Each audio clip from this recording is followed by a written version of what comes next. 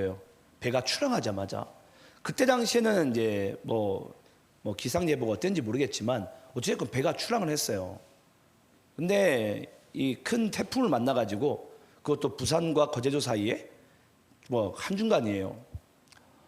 저는 그때 이제 제가 하나님 나라를 가는 줄 알았어요. 물론 그때 이제 제가 예수를 안 믿을 때인데, 정말 그때는 갑자기 배가 가다가요, 딱 한가운데 멈추는 거예요. 풍랑이 너무 심해가지고 더 이상 가면 이제 침몰하게 생겼어요. 가다가 배가 이제 깊은 바다였죠. 한가운데 딱 멈추면서 선장이 안내 방송을 합니다. 배가 혹시 침몰할 수 있습니다. 그래서 빨리 구명조끼를 입히는 거예요.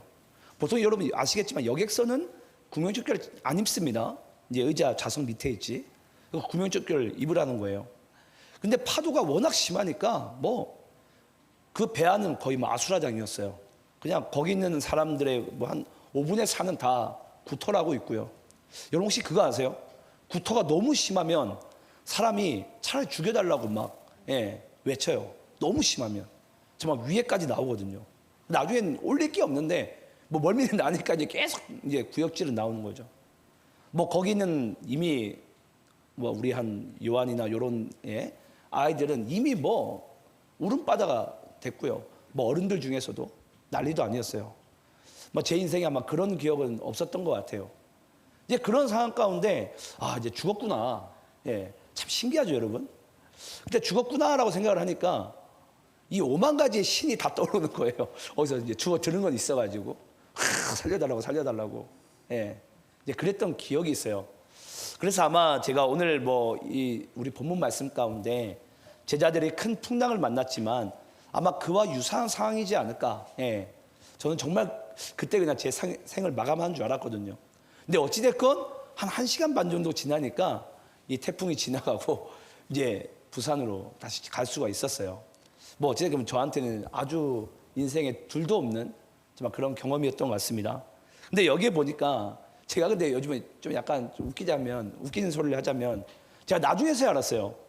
그 엔젤 구호가요. 알고 보니까 나중에 세월호 사건이 터지고 나니까 그 세월호가 보니까 여러분 아시겠지만 그게 청해진 해운이라고 그 회사예요. 구원파 유병인가 아무튼 그 회장 근데 보니까 그 청해운 해운에 소속되어 있는 회사가 또 이 세모 여객선이라고 있어요.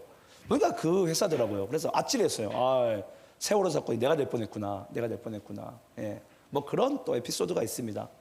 그래서 어찌됐건 중요한 것은 이 제자들이 그런 큰 풍랑을 맞았습니다. 그 풍랑을 이제 맞이한 상황 가운데 아마도 저도 경험을 해봤지만 거의 아니 우린 죽었구나. 그런 상황 가운데 제자들의 그 상황은 이제 놓였을 것입니다. 자, 근데 재밌습니다. 이제 그런 상황 가운데 우리가 한번 말씀을 처음부터 한번 다시 읽어볼게요. 자, 35절입니다. 자, 35절부터 제가 이제 상황을 설명해 드린 거고, 자, 35절 말씀을 제가 다시 읽어볼게요. 그날 저물 때에 제자들에게 이르시되 우리가 저편으로 건너가자 하시니.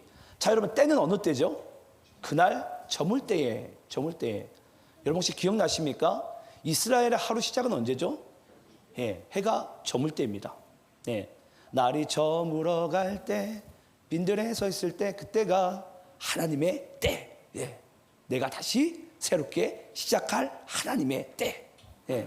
그래서 날이 저물 때가요, 우리 크리스찬들에게는 뭐 하는 시간이라고요? 다시 내가 새로운 하루를, 새로운 인생을 출발할 때, 그 새로운 하루의 인생을 출발할 그때에 예수님께서 제자들에게 말씀을 하십니다. 뭐라고 말씀하시죠? 우리가 저편으로 건너가자. 갈릴리 이쪽 편에서 갈릴리 바다 저쪽 편으로 건너가자고 하시는 거예요. 누가 이 말씀을 하셨다고요? 예수님이. 맞습니까, 여러분? 예수님이 이 말씀을 하신 거예요.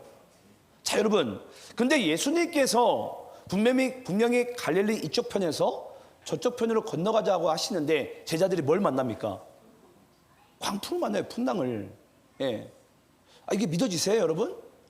아니면 예수님이 인도하신 길이면 생명의 길이어야 되고 예수님이 인도하신 길이면 꽃길이어야 되지 않습니까, 여러분?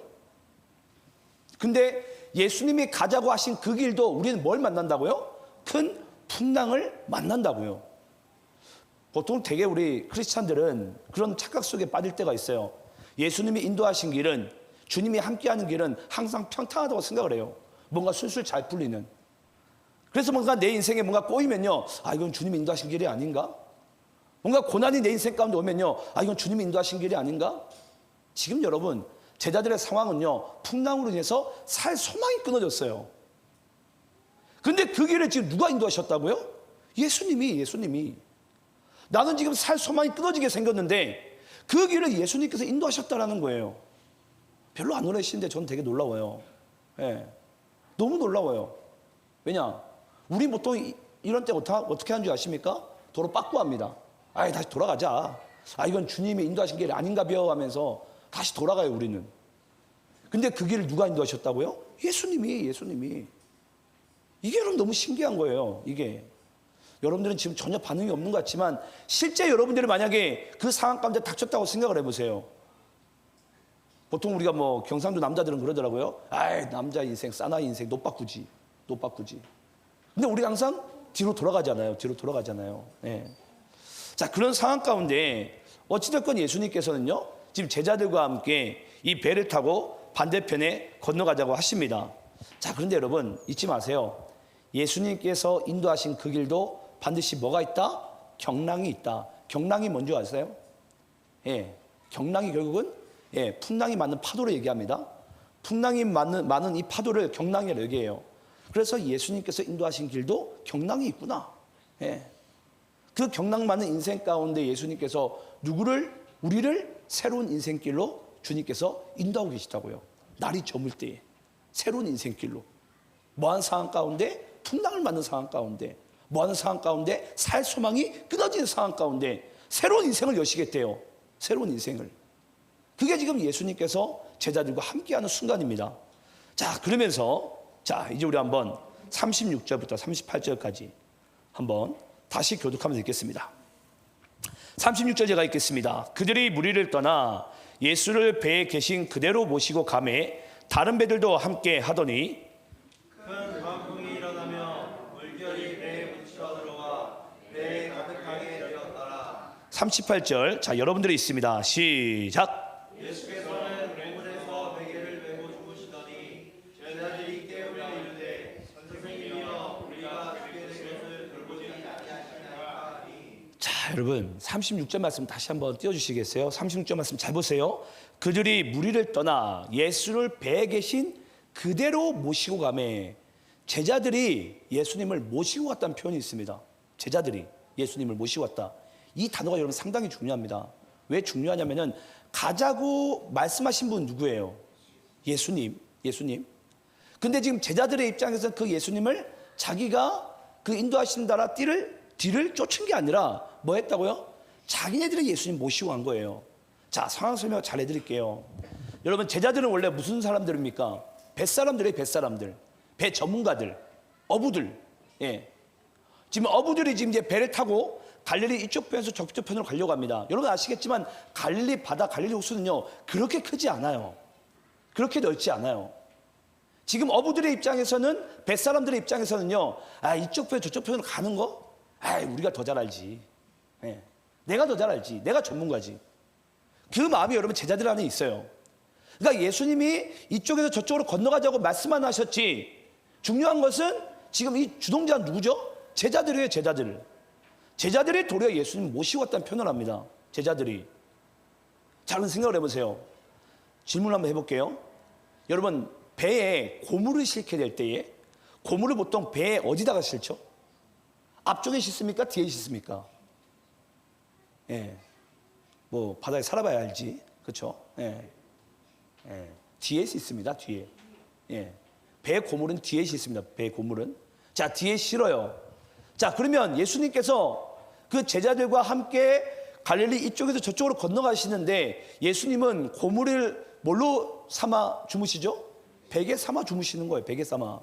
그럼 예수님이 어디 계신 거예요? 배 저기 뒤편에. 배는 여러분 아시겠지만 배는 앞을 향해서 나아가죠. 예, 뭐 꽃게처럼 옆으로 가지도 않고 뒤로 가지도 않고 앞을 향해서 나가요. 예. 자, 앞을 향해서 나가는데 지금 예수님은 어디에 있다고요? 배 뒤편에. 지금 선장은 누구예요? 제자들. 어부들. 아마 제가 그때 말씀에는 생략되어져 있지만 그때 제자들의 상황 설명을 좀 해드릴게요. 예수님, 이래봐도 우리가 바다 전문가라고, 바다 전문가. 우리가 이 100개를 훤히 아니까 예수님이 저기 뒤에 가서 그냥 잠이나 자고 계세요. 잠이나. 우리가 도착하면 깨워드릴게. 그러면서 예수님을 어디에 두는 거죠? 저기 뒤편에 두는 거예요. 왜냐? 내가 바다 전문가인데. 내가 수십 년 동안 내가 갈릴리 호수에서 내가 물고기를 잡고 뱃노래를 부르면서 내가 어부 역할을 했는데 예수님은 그냥 바다에서 모르시니까 저기 뒤에 가 계시라고. 그냥 고물에 그냥 베고 잠이나 주무시라고. 그런 상황 가운데 여러분 이 배는요 이제 출항을 하게 됩니다. 이제 출항을 해요. 참 재밌습니다. 여러분 참 언제 그러냐는 듯이요. 이 제자들에게 아주 기이한 일이 나타나게 되죠. 자, 우리 38절 말씀 읽어볼까요? 38절 말씀. 자, 38절 말씀. 자, 여러분들이 있습니다. 시작.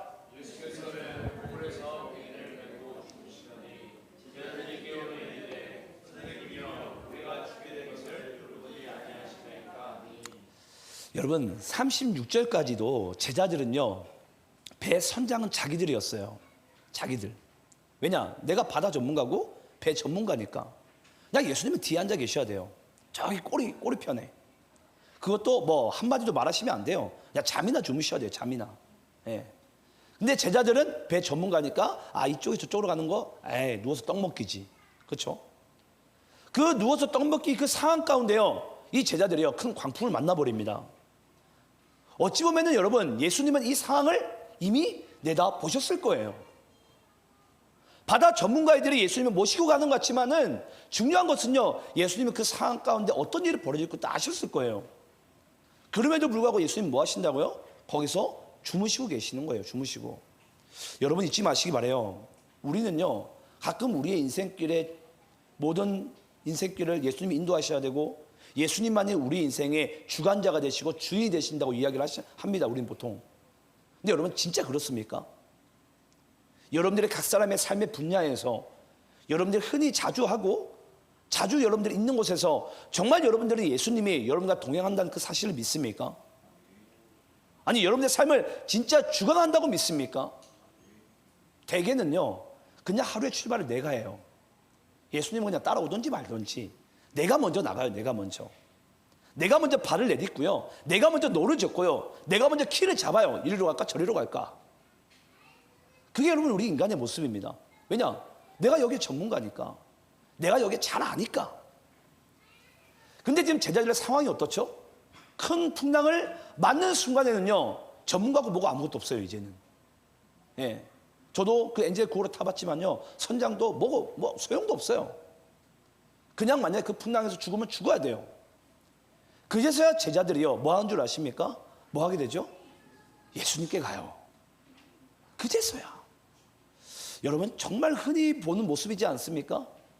그 우리들의 모습이잖아요. 우리들의 모습. 저와 여러분의 모습. 잘 나갈 때는요 예수님 걱정하지 마시라고. 내가 여기 전문가고 나 자주 해봤다고. 주님이 그냥 따라오세요. 그냥 주무시고 계세요. 내가 그냥 알아서 갈 테니까 예수님이 그냥 주무시고 계시고 잘 갈 거예요. 하지만 중요한 건 뭐죠?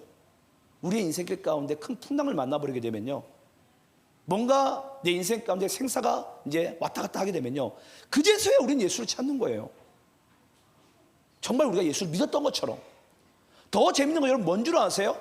이 제자들의 말이 너무 웃기지 않습니까 여러분? 저만 웃긴지 모르겠지만 제자들이 이런 얘기를 합니다. 선생님이요 우리가 죽게 된 것을 돌보지 아니하시나이까. 언제 자기네들을 돌보달라고 얘기는 했나? 여러분 자기네들이 저기 앞에 있고 예수님은 저기 뒤편에 꼬리편에 있는데 이들이 예수님을 의지하긴 했습니까? 우리가 보통 그러잖아요. 기도하지 않고 우리 마음대로 인생 살다가 풍랑이나 사고나 사건이 뻥 터지고 나면 그제서 우리 뭐 한 줄 아십니까? 막 예수님께 원망을 해요. 삿대질을 하면서. 그러고도 당신이요 하나님이고 그러고 당신이 예수냐고. 그런 여러분들의 인생 가운데 한번 생각을 해보세요. 진짜 여러분들의 인생의 주인이 예수가 맞는지, 진짜 내가 기도로서 주의 인도하심을 따라 내 인생길을 지금 출발하고 있는지, 여러분 우리 이걸 점검해 봐야 돼요. 내가 자주 한다고? 내가 잘 안다고? 내가 어쩌면 익숙하다고 여러분 그 인생 가운데 우리에게 문제가 일어나지 않습니까? 문제가 일어납니다, 여러분. 내가 자주 하는 것에 어쩌면 우리는 문제가 더 많은 문제를 맞닥뜨리게 돼요. 오늘도 여러분들의 이 본문 말씀 가운데 정말 자주 봤던 말씀일 거예요. 하지만 오늘 이상철 목사를 통해서 여러분들에게 전해주는 이 메시지 가운데 여러분들 단 한 번이라도 고민해 본 적이 있습니까? 내가 이 말씀 가운데 내가 예수님을 저희 꼬리편에 주무시도록 내가 앞장서는 그런 인생길을 난 살고 있지 않나? 라는 고민을 우리 해본 적이 있냐고요. 큰 풍랑을 만났을 때. 대부분들은요, 아니라고 얘기를 해요. 대부분들은요, 예수님께 그냥 혼내고 그냥 예수님을 도리어 우리가 만왕의 왕이 되시는데 예수님이 어떻게 우리를 안 돌보냐고. 예? 그러고도 주님 맞습니까? 예? 그리고 왜 바다 이쪽에서 저쪽으로 건너가자고 하셨습니까? 예.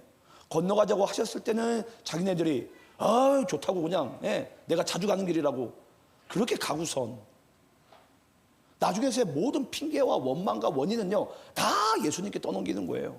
예수님께. 그럼 여기서 제자들이 놓친 게 뭐예요, 여러분? 놓친 게 뭐죠? 그 가는 길 가운데 주님을 의지하지 않는 거예요. 여러분, 우리 인간이 언제 죄 짓는 줄 아세요? 내 인생에 익숙할 때 우리는 죄를 지어요. 내가 배가 부를 때, 내가 내 자신이 뭔가 할 수 있다라고 여겨질 때, 우리는 그때 보통 인간은요 죄를 짓습니다. 내가 조금 이제 영적으로 좀 안다고 할 때, 내가 이제 조금 믿음이 좀 세워졌다고 할 때, 그때 인간은요 그 교만병에 넘어져요. 네. 그러면서요 교회 리더나 교회 목사나 하나님이나 할 것 없이 다 정죄해버려요. 그냥 자기 하나님이 돼가지고 뭔가 엄청난 것도 자기는 아는 것 마냥. 여러분, 그것이요 건강한 신앙이 절대 아닙니다. 자, 우리 한번 39절 말씀, 자 여러분들 한번 읽겠습니다. 자, 있습니다. 시작. 예수께서 깨어 바람을 꾸짖으시며 바다로 이르시되 잠잠하라 물과 하시니 바람이 그치고 아주 잔잔하여지더라. 자, 여러분 여기 보니까 예수께서 깨어 바람을 꾸짖으시며 바다더러 이르시되 잠잠하라 고요하라 하시니. 자, 여러분 여기서 이 깨어라는 표현이 있어요. 깨어. 제자들이 예수님을 깨우게 되죠. 근데 깨어라는 이 표현은요 원래는 이 에게이로라는 단어인데, 이 에게이로는 원래는 부활 쪽 영어예요. 부활 쪽 영어. 그래서 제가 오늘 부활 찬양을 한 거예요. 근데 여러분, 제자들이 지금 누구를 깨운 거예요? 예수님을. 자, 그러면 질문해 볼게요. 예수님께서 십자가 달려 죽으셨을 때, 그 사망에 잠시 사흘 동안 주무실 때 그 예수님을 죽음에서 사망에서 깨우신 이는 누구예요? 하나님이죠. 그래서 여러분, 에게로라는 이 깨울 수 있는, 예수님을 깨울 수 있는 존재는요 하나님 아버지밖에 없어요. 근데 지금 예수님을 누가 깨우고 있죠? 제자들이 깨우고 있어요. 제자들이. 여러분, 이 제자들을 깨운다는 표현이 어떤 뜻인 줄 아십니까? 자기의 필요에 의해서 예수님을 깨우는 거예요. 내 필요에 의해서 예수님을. 근데 하나님께서는 예수님을 왜 깨우셨죠? 이 사망 권세를 깨트리시고 온 우주 만물에 있는 모든 이 하나님의 백성들을 다 구원하시기 위해서 깨우신 거예요. 근데 인간은 예수님을 언제 깨운다고요? 내가 뭔가 필요로 할 때.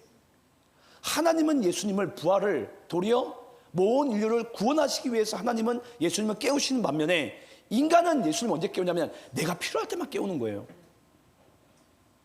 이게 여러분 우리의 믿음의 수준입니다. 우리의 믿음의 안타까움. 예. 근데 참 재밌는 게 여러분 뭔 줄 아세요? 그럼에도 불구하고 예수님이 깨신다라는 거예요. 우리가 단지 그냥 예수님 어떻게 그 풍랑 가운데 어떻게 그런 상황 가운데 잠을 주무시고 계시지? 우리를 돌보지 아니하시나이까? 온갖 원망을 다 하고서 예수님 막 깨우는 거예요. 여러분, 예수님 진짜 졸려서 잤겠습니까? 그런 분 아니시거든요. 근데 여기서 성경 말씀 가운데 이 깬다라는 이 표현을 굳이 우리에게 기록한 이유는요, 이 깬다는 의미가 너에게 뭐냐라는 거예요. 이건 우리를 다시금 살리는 깨움을 얘기합니다. 우리의 어떤 필요에 의해서 깨어나는 것이 아니라, 왜 여러분들이 아시겠지만 우리가 왜 말세 가운데 주님이 신랑 되신 예수께서 이 땅 가운데 오심 가운데 왜 우리가 여러분 깨어 있어야 되는 줄 아십니까? 우리가 구원받아야 되기 때문이에요. 나의 영혼이. 그래서 예수님께서 이 땅 가운데 오셨고 그 사망 것을 깨뜨리시고 부활하신 이유예요. 부활하신 이유. 근데 제자들은요, 예수님을 깨우고 싶을 때가 언제냐면 내가 뭔가 필요로 할 때, 내가 뭔가 다급할 때, 그때만 우리가 예수님 깨우는 거예요. 하지만 하나님께서는 정말 우리가 이 영생 가운데, 이 구원 가운데 정말 우리가 깨어있기를 간절히 원하시는 줄 믿습니다. 예. 그게 여러분 여기 성경에 등장한 에게로의 진정한 의미예요. 근데 어찌됐건 그 예수님께서 깨십니다. 예수께서 깨어 바람을 꾸짖으시며 바다더러 이르시되 잠잠하라 고요하라 하시니. 여러분 예를 들어서 지금 바람이 불어요. 엄청나게 강하게 붑니다. 그러면서 지금 파도가 엄청나게 풍랑이 불어요. 여러분 이 상황 가운데 바람아 바다야 잠잠하라 라고 이렇게 선포할 수 있는 이가 세상에 누가 있습니까? 오직 예수밖에 없어요. 이걸 뭐라고 이야기를 하냐면 신적 권위라고 얘기해요. 신적 권위. 이 피조물을 한마디로 운영할 수 있는 분, 주관할 수 있는 분. 여러분 이상철 목사가 지금 바람아 파도야 잠잠하라는 얘기는 여러분 개그죠. 근데 그 예수님께서 신적 권위로서 바람아 바다야 잠잠하라 잠잠하라. 그때 여러분 이 피조물이요 그 창조주의 말을 듣고서 잠잠해지는 거예요. 창조주의 음성을 듣고서. 예. 그래서 여러분 여기 신적 권위에 대한 말씀을 지금 예수님께서 예수님의 신성을 지금 우리에게 표현하고 있는 거예요. 그걸 또 누구에게 지금 표현하고 있는 거죠? 제자들로 하여금 알게 하시는 거예요. 아, 예수님이 단지 우리의 선생님 수준이 아니구나. 지금 이분에게는 창조주와 같은 그런 신적 권위가 있으신 분이 바로 예수님이구나 라는 것을 이 제자들에게 하나님께서 알게 해주길 원하십니다.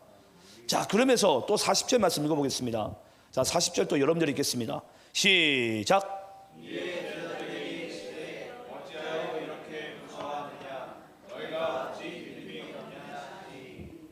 자, 여러분 예수님께서는 오늘 본문 말씀 가운데 두 번을 꾸짖게 됩니다. 첫 번째 꾸짖음은 언제 일어나죠? 바람아 바다야 잠잠하라. 이때가 첫 번째 꾸짖음이에요.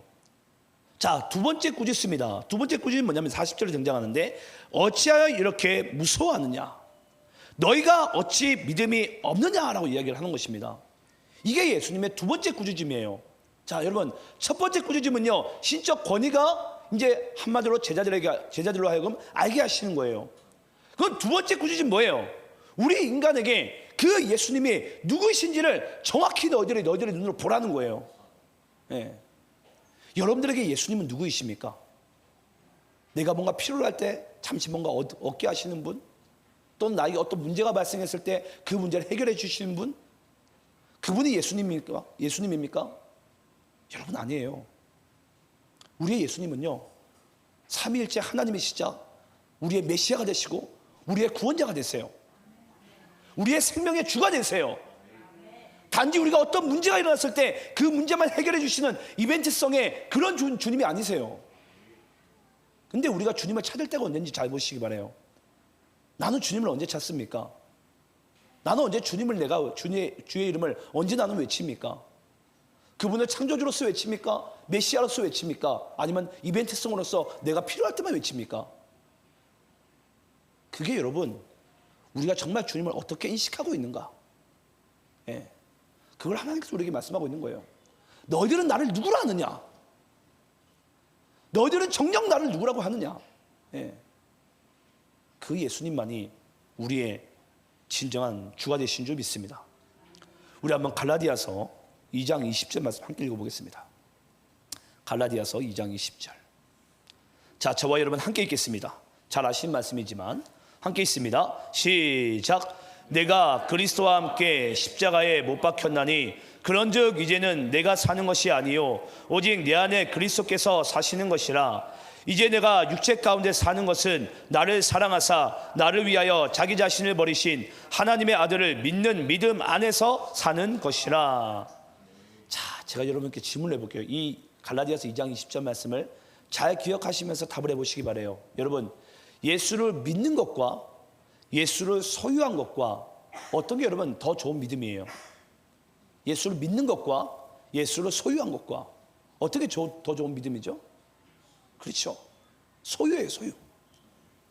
여러분, 예수님은요, 여러분들이 소유해야 돼요. 더 쉽게 이야기를 하자면 여러분들 10년 가운데 오셔야 돼요. 예. 단지 머리로 동의하는 지적 동의로서의 믿음의 차원이 아니에요. 내가 예수님을 소유하게 되면 어떤 일이 벌어지게 되죠? 주님이 나의 주인이 되어 주시는 거예요. 예. 내가 예수님을 가지는 게 아니라 내가 예수님을 소유함으로 말미암아 주님이 내 안에 들어오셔서 내가 이제 주님의 것이 되는 거예요. 그게 여러분 갈라디아서 2장 20절의 고백입니다.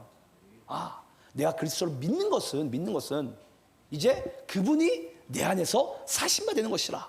그분이 내 인생의 주인이 되는 것이라. 네. 그게 여러분 예수님을 소유하는 믿음입니다. 소유하는 믿음. 그분이 나에게 주인이 되시고 그분이 내 삶을 주장해 나가시고 그분으로 인해서 내가 이 하루하루를 살아가는 것. 이게 바로 여러분 예수를 소유하는 믿음이에요. 소유하는 믿음. 예. 그 믿음을 지금 예수님께서는 오늘 이 본문 메시지 가운데 우리에게 가지기 원하시는 거예요. 여러분이 또 질문을 해볼까요? 여러분들의 인생 가운데 예수님은 지금 머리가 되십니까? 저기 배 뒤편에는 꼬리가 되십니까? 여러분들에게 지금 예수님의 위치는 어디예요? 머리가 맞습니까?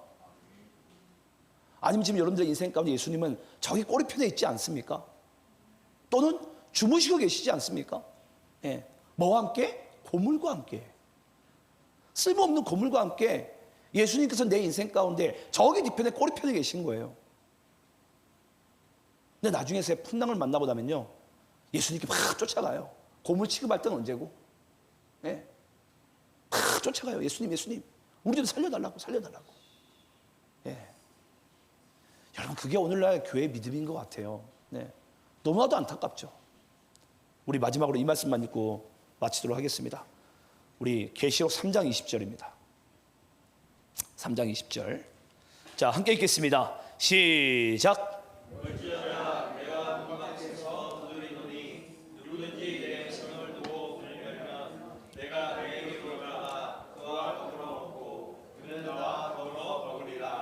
자, 여러분, 계시록 3장 20절 말씀은 대부분들의 교회는요, 이 말씀을 가지고 전도 용지를 사용합니다. 누구에게 주려고? 불신자에게 주려고. 근데 여러분, 계시록 3장 20절 말씀이 누가 누구에게 주신 메시지인 줄 아세요? 하나님이 라오디아 교회에게 주신 메시지예요. 불신자가 대상이 아니라 기존 신자들을 향한 메시지라고요. 예. 원래 여러분, 이건 전도지에 들어가면 안 돼야 되는 그런 메시지이기도 합니다. 근데 보통 전도지에 많이 들어가요, 이 메시지가. 이건 예수를 알지 못하면 이 말씀의 의미를 모릅니다. 받아들일 수도 없고 믿을 수도 없어요. 자, 그러면 계시록 3장 20절 말씀 무슨 이야기냐면은 지금 예수님께서는 우리의 인생 가운데 뭐하고 계시다는 거죠? 문 밖에 서서 두드리고 계신대요. 그럼 여러분, 누군가 우리 집에 왔는데, 손님이 왔는데 우리 집에서 문 밖에 두드리고 계세요. 그러면 집 안에 있는 사람은 뭐 해야 되죠? 문을 열어야 되죠. 뭐 이게 어렵습니까? 예. 문을 열면 돼요. 누가 문 밖에 두드리면. 그럼 열면은 뭐 하게 돼? 어떤 현상이 펼쳐지죠? 그 사람이 안으로 들어오죠. 이게 뭐라고요? 소유하는 믿음. 예수님이 내 안에 들어오셔야 돼요. 근데 예수님은 지금 우리에게 뭐 하고 계신다는 거예요? 내가 지금 너의 안에 들어가기 위해서 나는 계속 두드리고 있다라는 거예요. 근데 지금 우리는 지금 뭐 하고 있는 거죠? 문을 열 생각을 안 해요. 그 예수님은 저기 배 뒤편에 그냥 눕혀놓고선 문을 안 여는 거예요. 그러니까 여러분, 어떻게 예수님께서 내 인생에 들어오십니까? 어떻게 주인이 되어 주시냐고요. 그래서 주님께서 말씀하신 거예요. 나의 안에 거하라고. 내가 네 안에, 네가 내 안에. 그럼 뭐 하리라? 많은 열매를 맺으리라. 예. 이게 요한복음 15장 메시지, 포도나무 비유 메시지 아닙니까? 다 아시는 메시지잖아요. 하지만 중요한 건 뭐라고요? 우리는 문을 열 생각을 하지 않는다고요. 문 열 생각을.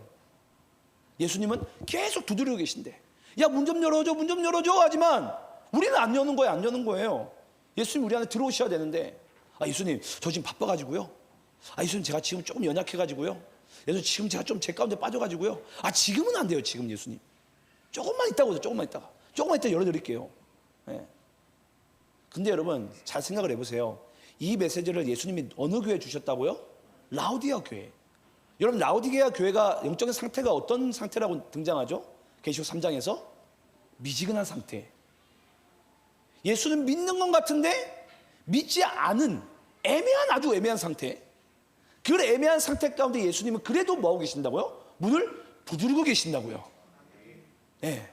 믿음이 좋은 사람에게 문을 두드리는 게 아니라, 지금 나는 지금 믿음이 연약해가지고 지금 이래나 저래나 지금 난 지금 완전히 자빠지게 생겼는데, 그런 상황에도 예수님은 나에게 뭐 하신다고요? 문을 두드리신다고요. 내가 네 안에 들어가고 싶다고. 근데 우리는요, 갖가지 핑계로 그 예수님께 문을 못 열겠다고 얘기를 하는 거예요. 지금은 못 들어온다고, 지금 못 들어온다고. 네. 여러분, 이게 진짜 맞습니까? 예. 이건 여러분 아니에요. 여러분들이 믿음이 좋을 때, 인생이 뭔가 잘 나갈 때, 내 인생에 뭔가 풍랑이 없을 때, 그때 우리가 예수님을 받아들이는 게 여러분 진짜 믿음이 아닙니다. 내가 비록 지금 쓰러졌을지라도, 내가 지금 비록 제 가운데 있을지라도, 내가 지금 나의 신앙이 미지근할지라도 예수님은 지금도 문 밖에 서서 두드리노니, 예.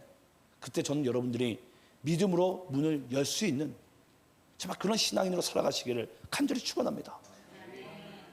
그래야지 우리가 예수님을 소유할 수 있고, 그 예수님이 내 인생 가운데 주인이 되어주시는 거예요. 주님이 되어주시는 인생은 어떠한 풍랑을 만날지라도 주님께서 책임지는 인생이 될 줄 믿습니다. 네. 그런 인생으로 살아가시기를 간절히 축원합니다. 함께 기도하겠습니다.